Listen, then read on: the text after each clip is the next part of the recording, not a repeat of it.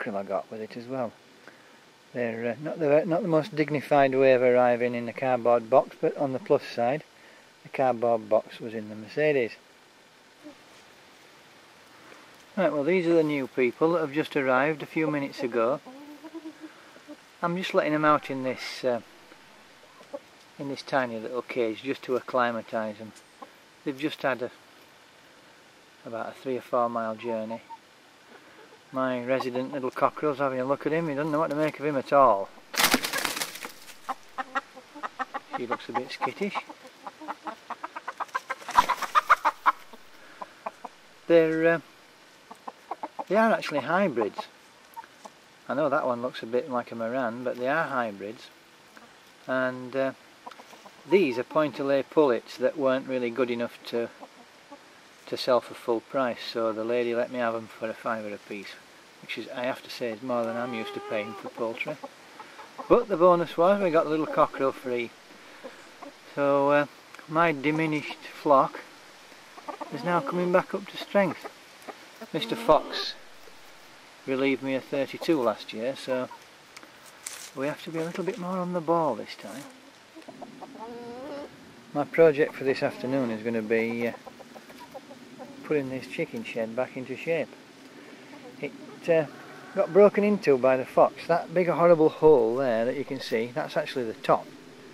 And Foxy were desperate for the contents one day, and he just came along and tore the roof off, tore in there, and there were one unfortunate occupant in there, and that was a young cockerel, and Foxy had him away and left me with a bit of a repair job there, which I shall be getting on with now.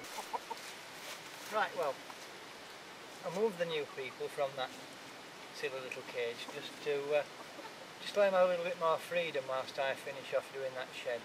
And whilst I was moving them, I noticed that the little Moran lady there, she's got probably what's a congenital disorder with her, the way that her beak is formed, whereas the top part of her beak is a little bit shorter than the bottom, which is probably going to have made life a little bit difficult for her pecking and scratching. So what I've actually done is I've just carefully trimmed back the bottom jaw, or the bottom mandible, and so that they're a little bit more equal, and it should make life a little bit easier. I'm not snobbish about her having a bit of an issue like that. She's a young bird, she's probably going to have 4 or 5 years laying in front of her, and she'll have a good life here at the hill.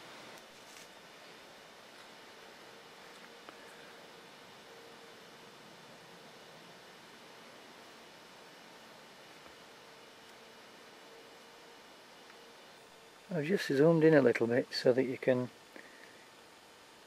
possibly see the deformed beak on that little hen, the one that looks like a Moran. Poor little thing. She's doing alright with it. She's got enough weight on her, so they've obviously fed them in like a little trough where she's been able to grab a gobful, because she wasn't going to be able to pick individual bits of corn up by the looks of that. But I'll keep an eye on that. Hopefully time might just sort it out a little bit, but if not, I am going to have to keep an eye on her and keep the bottom mandible trimmed back. Well, Cocky's nose is well and truly out of joint there. He's not happy about that fella at all. He's left his own ladies over by the orchard there, and he's quite pissed off. There's a little challenge. When they start picking bits up and throwing it down, it's a little bit like, you know, the old knights of old used to throw the glove on the floor as a challenge. That's what cockerels do, and that's what he's doing. Hopefully they'll get used to one another. But for now, he ain't happy.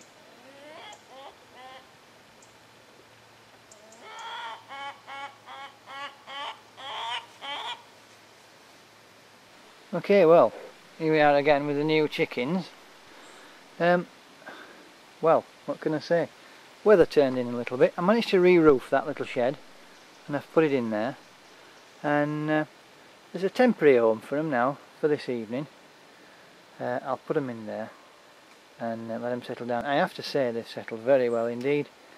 They just seem to be so easygoing. But then again, I haven't put a lot of stress on them, and I suppose that counts for a lot.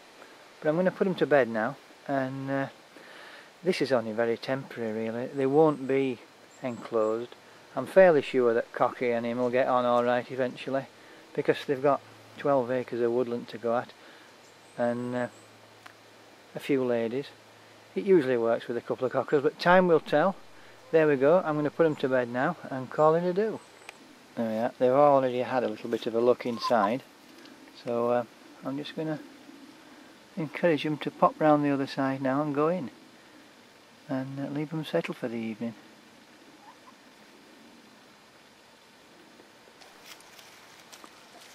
There we go, they're going in nicely, happy as anything.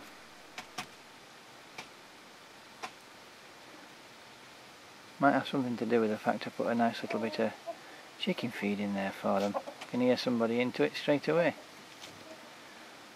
Off you go. That's the lady with the dodgy beak. It's a little bit more balanced now. There you can see it. I might be able to just zoom in on that a little bit for you.